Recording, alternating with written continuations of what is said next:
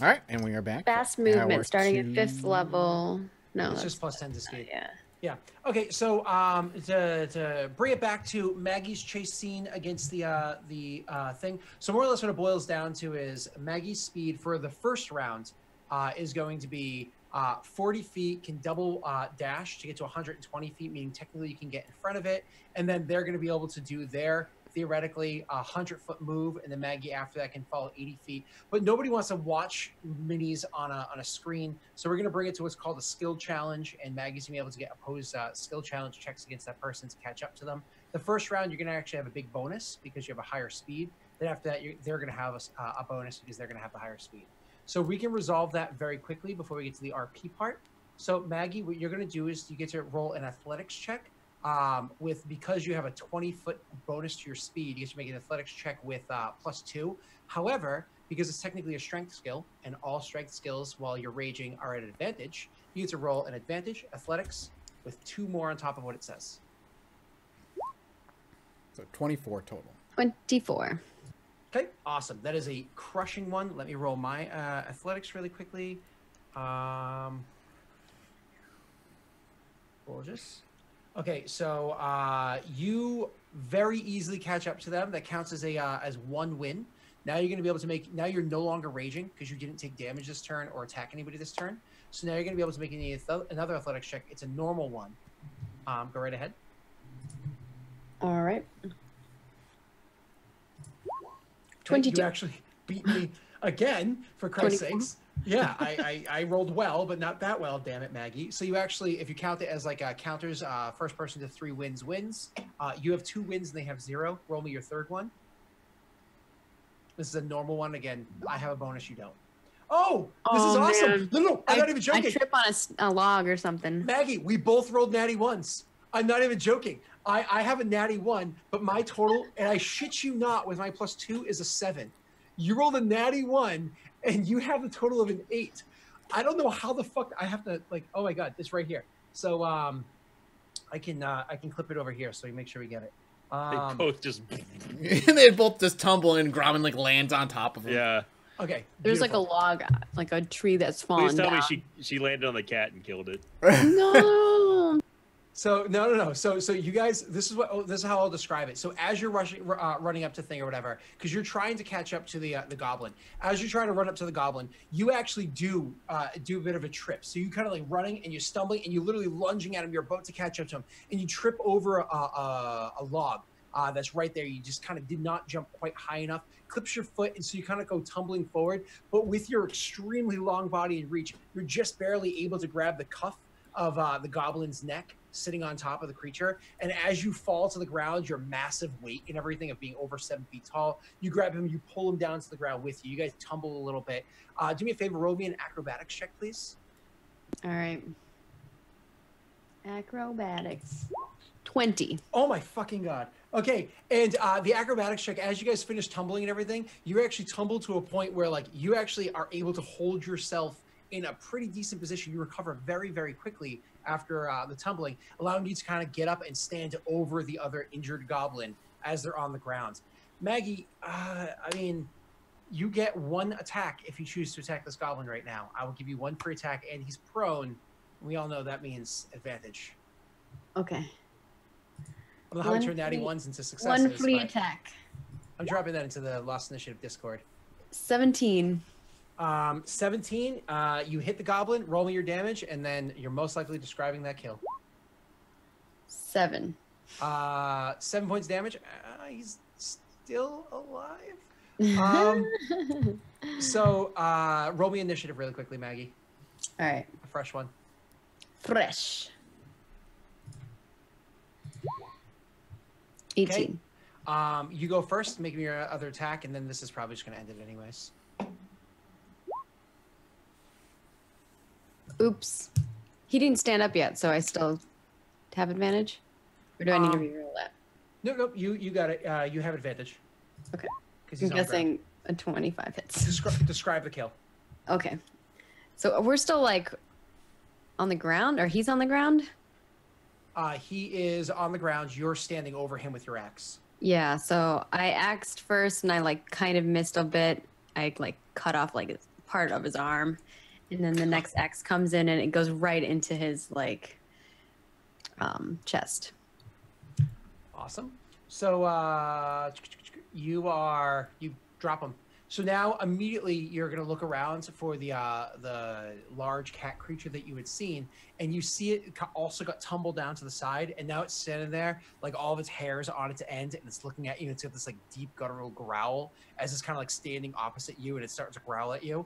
We're gonna cut scene back over to Sinvicta and Mathis, where you guys just saw that creature go running off one way, the other one go running off the other way, and you guys are both standing there looking at each other for like half a moment before Sinvicta, I imagine you act first, because you had an idea. Grommen chasing after one of them. Sinvicta, what did you want to do? Hetfield turns to look at whatever this thing is in front of me real quick, and judges that this person may or may not be the person that I'm looking for, and he will chase after the creature that I healed earlier, thinking that that's the person I'm looking for. So Hetfield will try to pursue the goblin that took off. Unfortunately, the goblin is much faster than you are, just because of the goblin's abilities to scramble and run away and whatnot. So you can immediately tell that he is not easily just going to stop from your just chasing after him. He's not going to easily stop from doing that. Do you want to like try calling out after him? Do you want to try doing anything else? I think Hetfield can probably deduce that since the goblin did not stop, it's probably not the person that he's looking for. So he will motion to this other thing. Like, are you the one that I'm looking for? He looks the most human of everything. Yeah, between the two. So it's funny when you look down at him. Tiny human. He is a very weird looking creature. He looks like, he looks human, and obviously you've seen humans before. You are one yourself, though you're certainly different from the other humans that you've ever encountered in your life. He looks human, but like really short. How tall is Ander again? Ander's like 3 feet. It's like 1 inch or something ridiculous. Yeah, so he's like 3'1". You've never seen a person you've seen goblins and stuff like that that's short before, and you've seen like fey creatures and stuff like that that's short before, but you've never seen a person that short. And then also just like, you're not sitting here and trying to like judge him necessarily, but his features are a little off. Like his nose is a little bit wider and his ears are a little bit larger. The shape of his head is different from what you've ever seen any human before.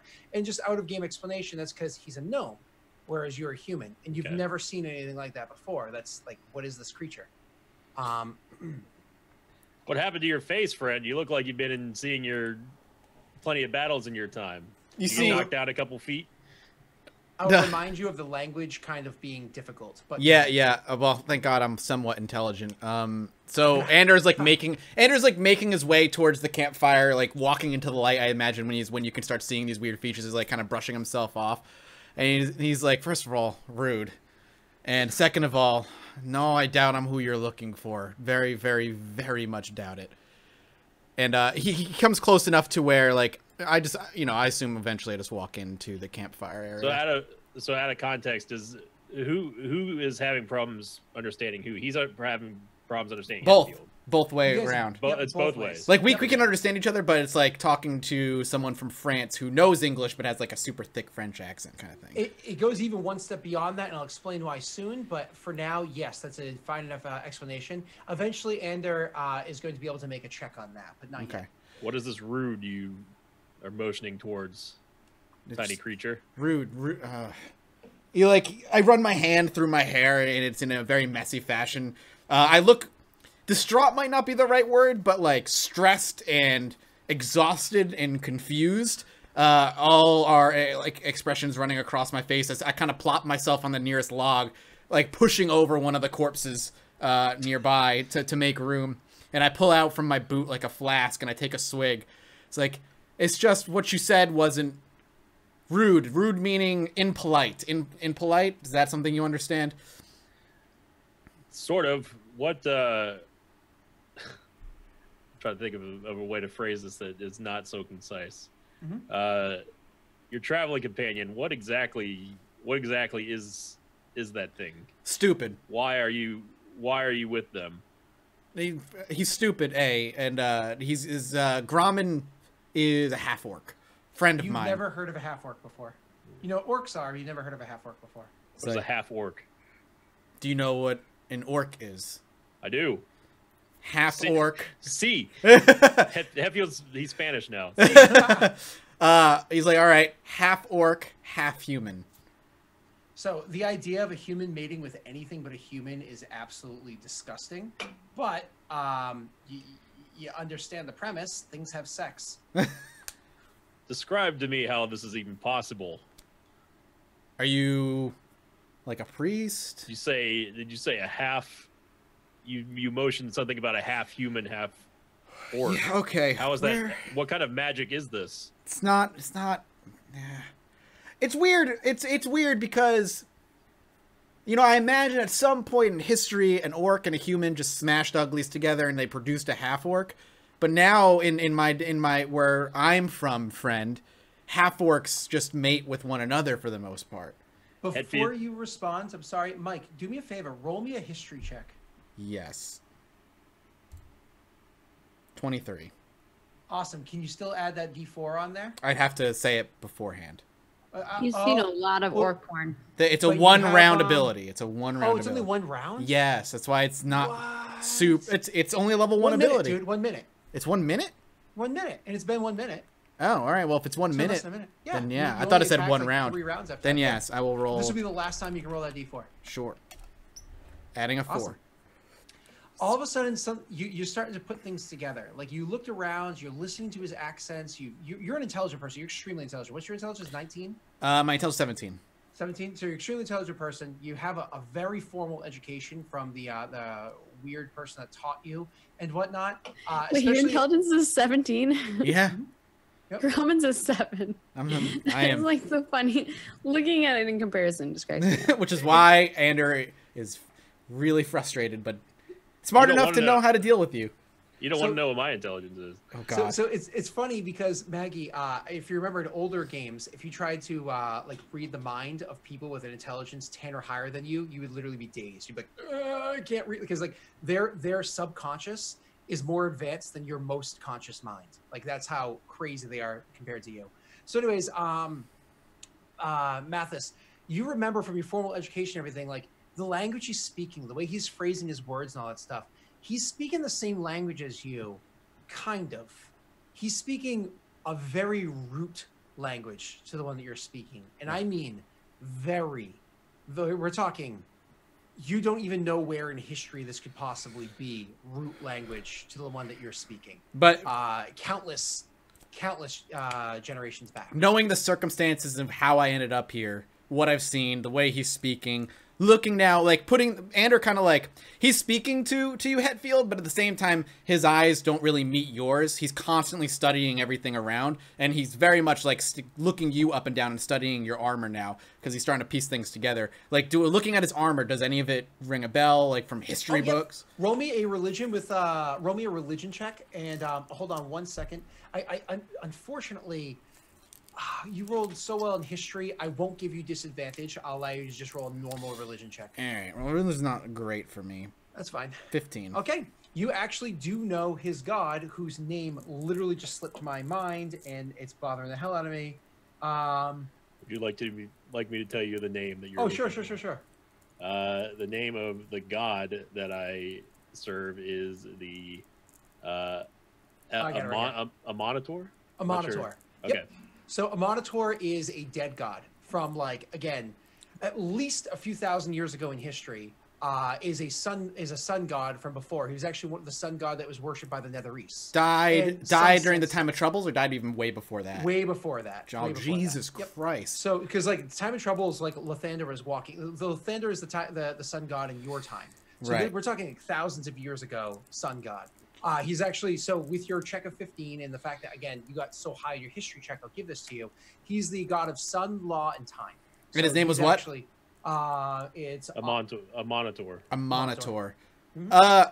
After taking Not a minotaur. A monitor. a monitor. Yeah. After taking another swig from his flask, he actually kind of puts it back into his boot and kind of gestures at your getup in a very like nonchalant way. He's like, "A monitor? Is that who you worship?" Have you not? Are you? True PC gamer. Right. Are you familiar with? I'm trying to think of a way I can talk that's He like Hetfield. He doesn't talk like a Neanderthal. When we're talking about root languages. So, no, not like a Neanderthal, but just like Yeah. it's just the words that your person is saying. If we were to be in Faerun, you wouldn't be speaking English. You'd be speaking this other language, but you could Right. you'd still sound like noble and strong. It's like, sort of like Creole. Yeah, It could be a Creole. yeah, thing. kind of like that. Yeah, a Latin. Monitor. Yeah, a Monitor the Great. Yes, I know. Have you ever heard of him before? Are you familiar with this deity? My deity. Speak wise, little one. Familiar, yes. Worship, no. Doesn't mean I don't respect him. The great sun god of time and law, and I think. Question, Hetfield. The year, what? I kind of pull out my flask and like get a little confused. What year is it?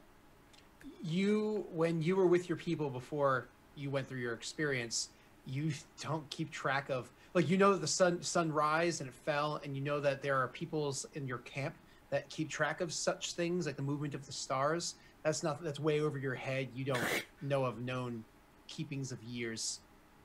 What do you You mean? know that every time winter passes, you grow older. You know what I mean? This is the 400th sun. Since you started counting? What is counting? I'm only familiar with up and down. 400 suns I've seen since arbitrarily started counting. It wasn't me. There was another guy. Oh, that makes sense. God.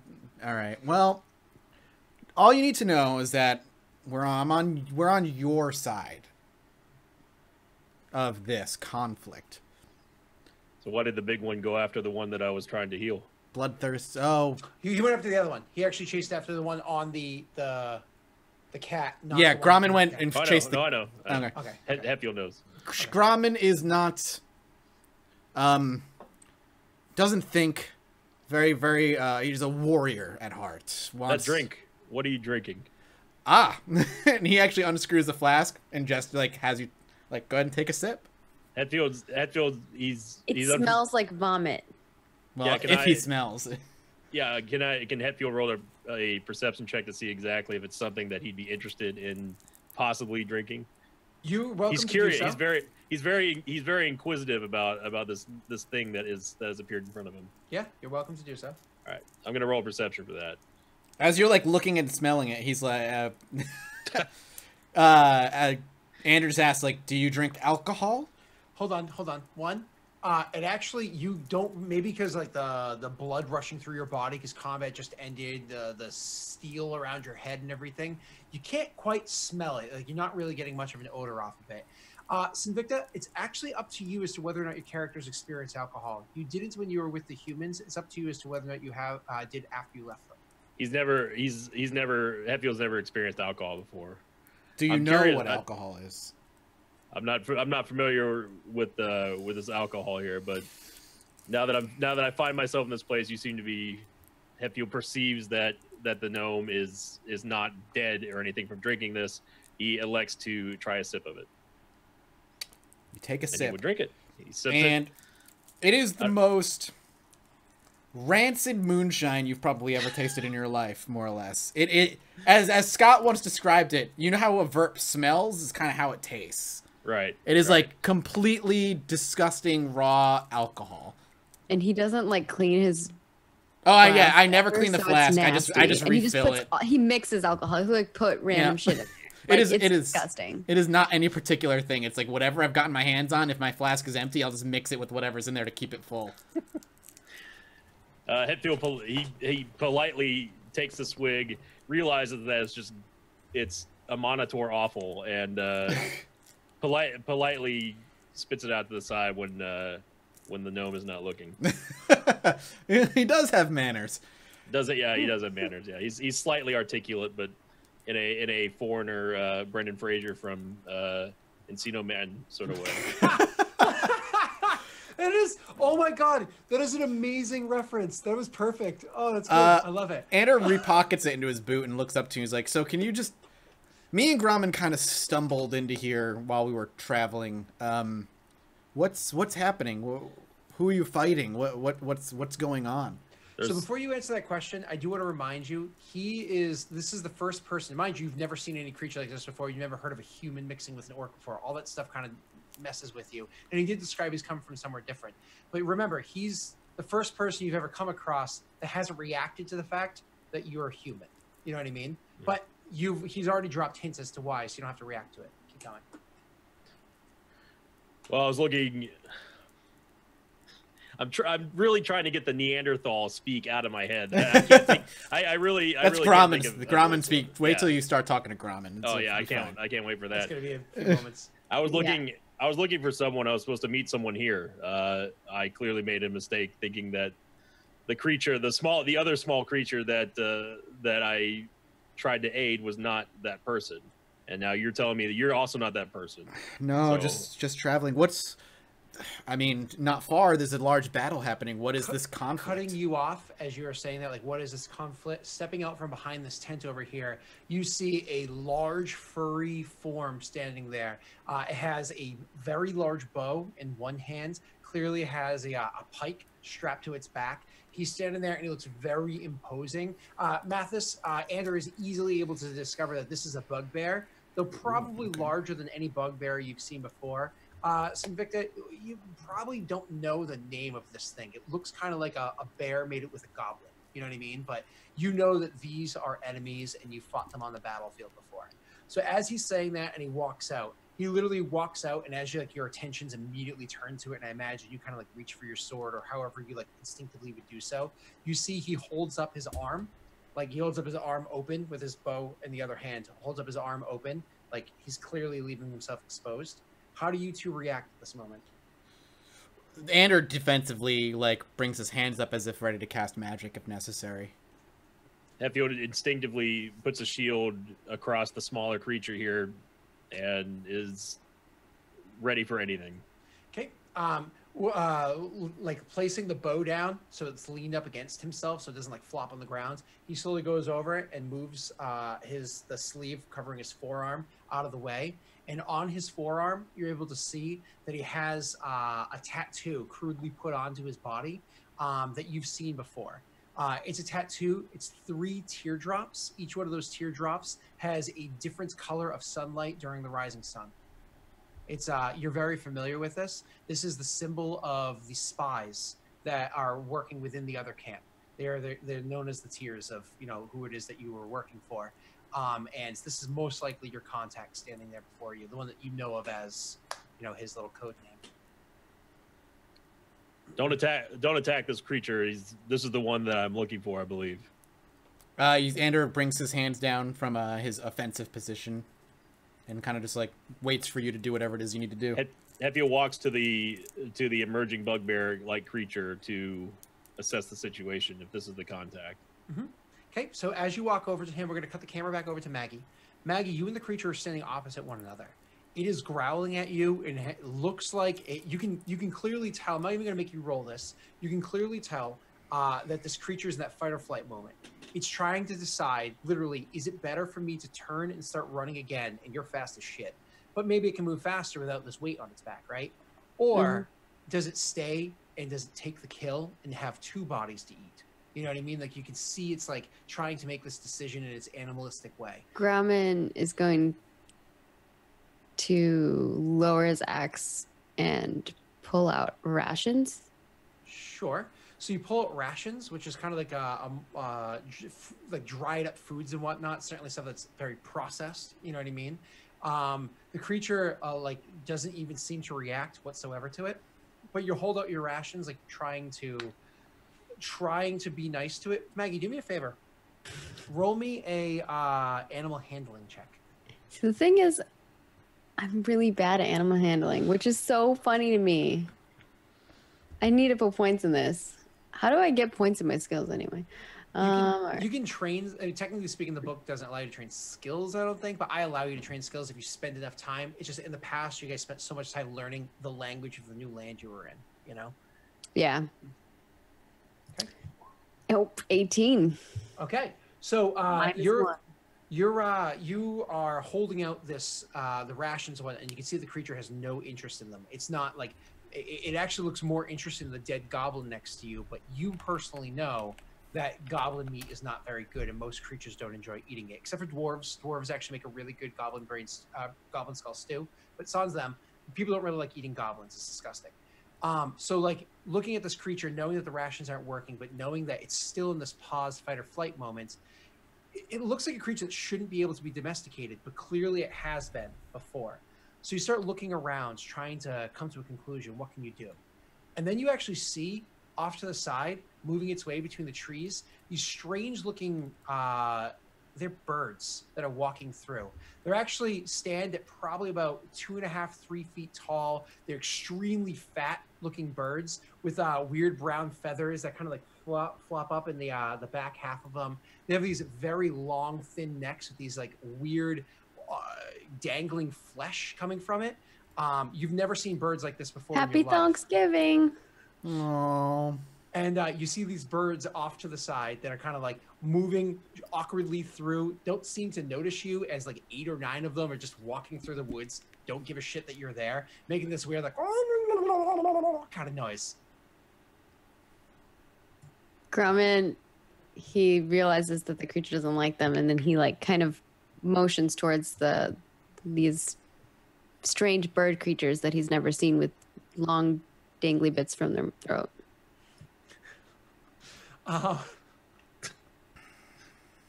Sorry. So you when Scott's so proud of himself, he laughs at it.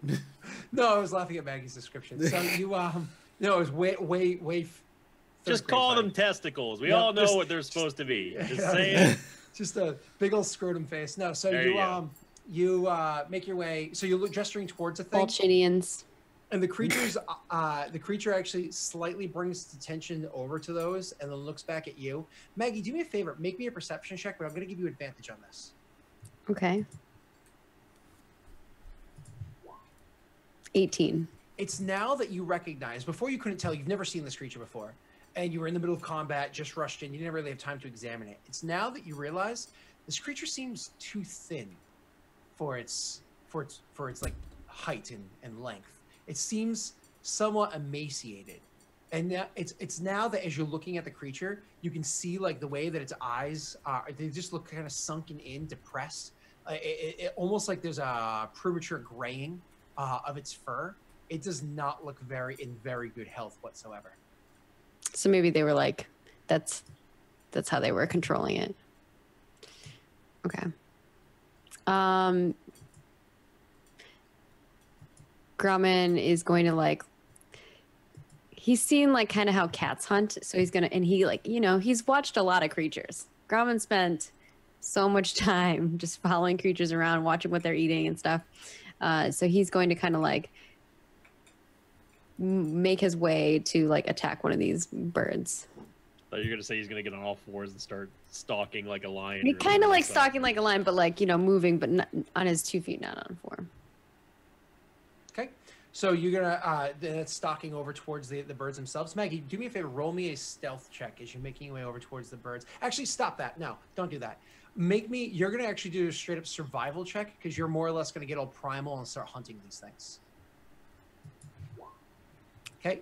So you start going after the birds. Don't worry. A 12 is enough to properly feed yourself. Okay. So more or less, you're going to engage into a hunt with these birds, and we're fucking talking turkeys here. The turkeys are like the stupidest, like literally the only birds stupider than turkeys are dodo birds. Like they're stupid. So you easily rush after a turkey. They don't even move that fast. They stand in front of cars. Like they're turkeys. So there's cars here. Yeah, carts, right? Carts. Okay. If you're not from a country that has turkeys, turkeys are stupid. They make you wait for work as they stand in front of your 40-mile-per-hour car. Like, they are really dumb. They're stupid. So they're also tasty. Delicious. It's like, how do they live as long as they have? Listen, they're local stores sell them for 39 cents a pound right now. Too. That's how stupid they are. That's the reason why we eat them for Thanksgiving, not vice versa, Matt. Right? Absolutely. So anyways, so you're easily able to catch at least one of these birds, probably a few of them, to make sure that both of you guys can eat and feed off of it easily. What I need you to do now is roll me one more animal handling check, but I'm going to allow you to do so with advantage because of like how you've read the situation so far. Okay. 16. So after you like cut up these, attack these birds and kill it and whatnot, you start trying to like offer some of the meat over to the thing, and you're not like, oh, come sit next to me, this is fun. You literally kind of like grab one of the things, you cut it open, you toss And its carcass over and by it. Grauman like eats one and like tosses over the other. It's Like raw meat. It doesn't even matter. It's like a gore fest over there right now. Grauman's got like blood dripping down his face, and Grauman knows how to use a fork and knife. He's intentionally doing this, being very feral because he's trying to appeal to this creature. And the large cat does actually go over and like in very few bites is able to consume these turkeys and is able to eat them to sustenance. Does that And then mean Grauman offers the one that he got for himself to the cat as well. Okay.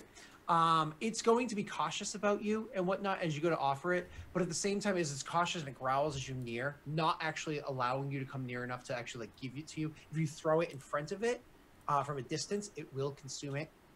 But it does buy you enough time as it's sitting there and eating. If you wanna, I wanna do my I wanna Maggie. do my ritual. Go ahead. You cast your spell, and now you look at the creature. And as Grauman does this, so because normally he does like the carving thing. That's like his thing with it. I'm sure you have some sort of like puma or something like that, and you just quickly scratch the teeth. Yeah, longer I have all my scrim tools and stuff like that. So while the cat's eating Grauman's takes out like a small tool and starts carving this creature, trying to make it look as close as he can to it. Probably not perfect, as this is the first time he's seen this type of creature. And then Grauman takes it in his fist and crushes it. And you just see this magic come out, like if you were watching, and it like gives him the power to speak to the creature. Okay. And what do you say to it? Grauman's like, I see you no eat much. Full. That is good. They no feed you? Beat. Why stay? Chain. Food. I know chain. It like looks to the food and nods like in acknowledgement. Grauman's like, you come, you help me. I know chain. I feed. No. Free. You free. Free.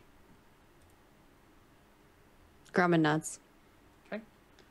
And when you like nod and it realizes it's not going to be a fight or anything like that, it actually is going to get up and it's going to like start to take a few steps away, and it's going to stop and it's going to regard you for a few more moments, like clearly making that like when it turns back, Grauman's gonna be like, one question.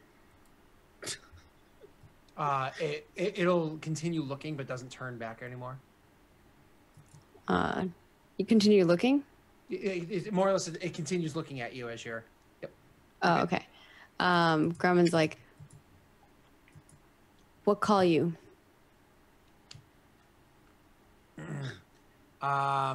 It looks at its at like its flank or whatever, and then it looks back at you and says, "Gray." Nice meet you, Gray. It gives one more nod, then turns and starts to run off into like freedom. Just imagining that gif of the one the mountain man where he's just like looking at him, just like he just the subtle nod. Yep. This is just going on for like 20 minutes. Yep. They're just sitting there, just nodding at each other. That's what it is. Yep. Awesome. I love that gift. All right. So you guys are over there, and he had stepped out beforehand. He showed the thing, and you kind of walk up to him to regard him. As you walk up to him, he says to you,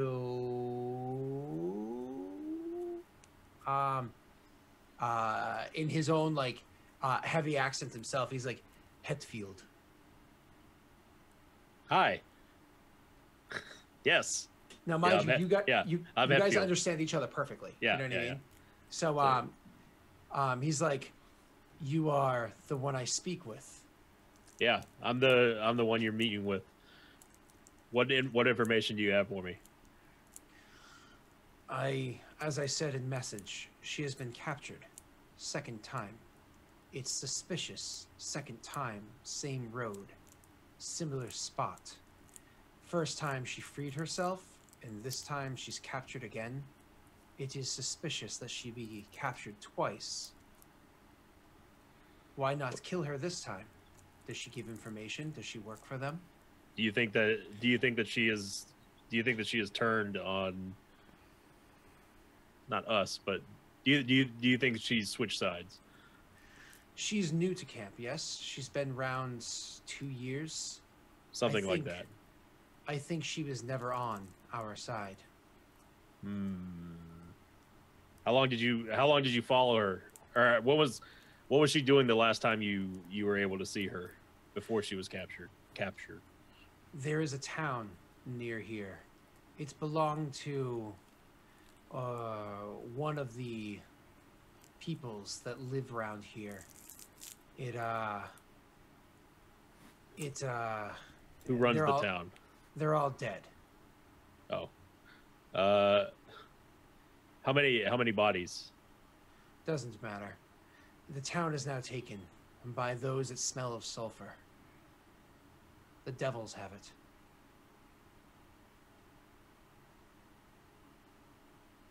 I would. Hetfield is he's got a sort of, he's furrowed his brow a little bit, trying to figure out exactly where to go from here. He turns to his informant and says, "Do you think we'd be able to find anything in the town that would clue us into exactly where she went?" She's there, held captive. Have you seen her? Bound by the chains of a chitin. What is a chitin? It's a devil creature with many chains all over its body. Moves them with its minds. Does she look like she was captured, or does she look like? Do you know if she looks like she went willingly? Can I hear this conversation? You can, but once again, it's like that same as we described beforehand. But yes, you can understand it. They're speaking faster, so you're not going to be able to hear everything. As much, yeah. Yeah. So he's like, everyone. It's like if a Cockney English accent was talking, or two Scottish I was people. doing a Cockney English accent. So he says, everyone else was killed except her. So taken, and chains, but could just be for our eyes. In your opinion, do you think that she's in danger, or do you think that she wants to be there? It's a tactic I would use if I was meeting with you under false pretenses. Do you think that you were spotted? I'm never spotted.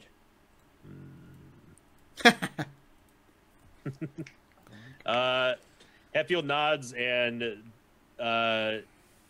he works for me, not like he works for the camp, but you are one of his peripheral contacts. You know what I mean? Like you were kind of assigned to, because of like how the hierarchy works. He was assigned to use you as like a backward channel to get information in if he was concerned about his regular channel, which is why he used you. So he's sort of like a CI then of mine. Then. Okay. Yep.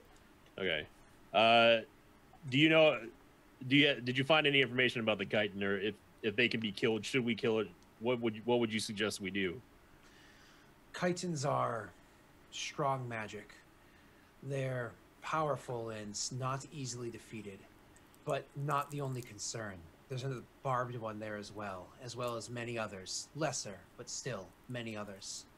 There's a bit of magic that I have procured for times of investigation, should I need to play my hands, but it's difficult magics for me to use, better suited for a mage. I don't have a mage in my command. I happen to know a mage. Do you think that is this magic complex enough or simple enough for one of these creatures around here to be able to possibly wield it? Because I can't. If you know a mage, they should be able to handle the magic.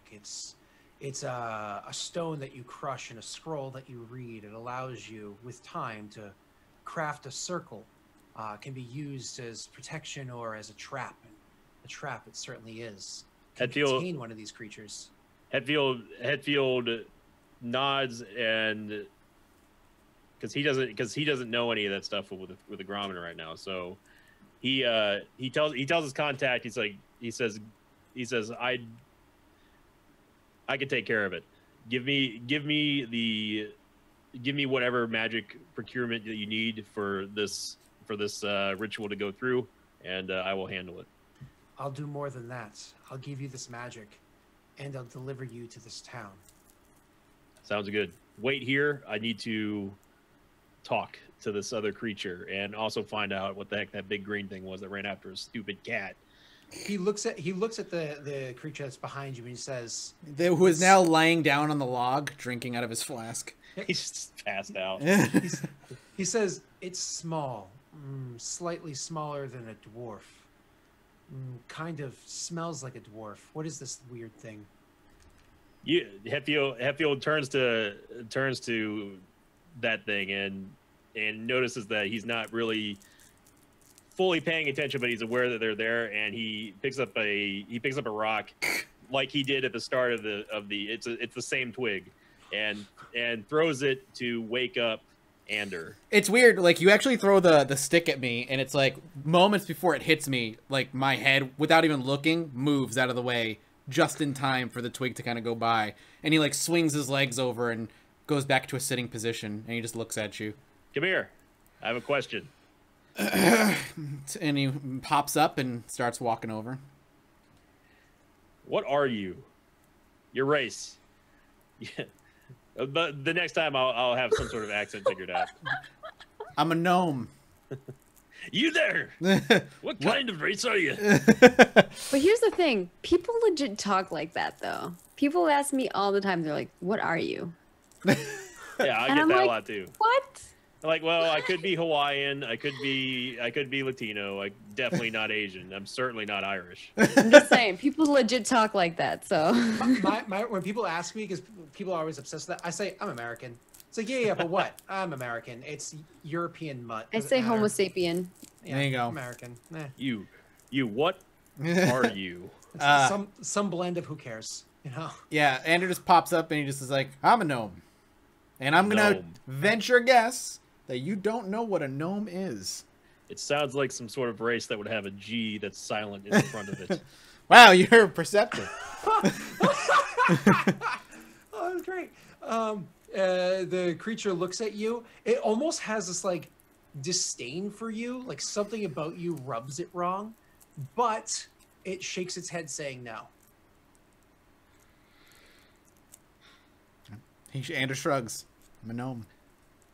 Hetfield motions to his contact and says, "Stay out of sight. We will find the other one. Perhaps that is the one that." Well, rewind that.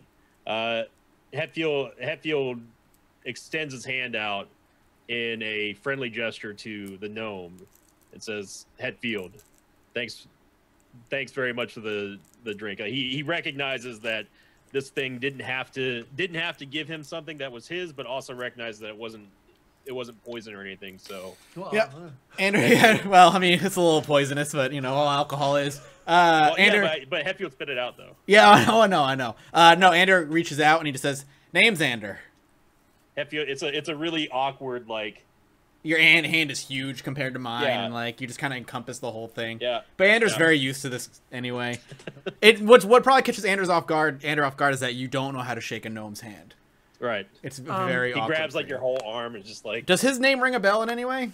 No, it does not. And okay. I'm going to say chiming in.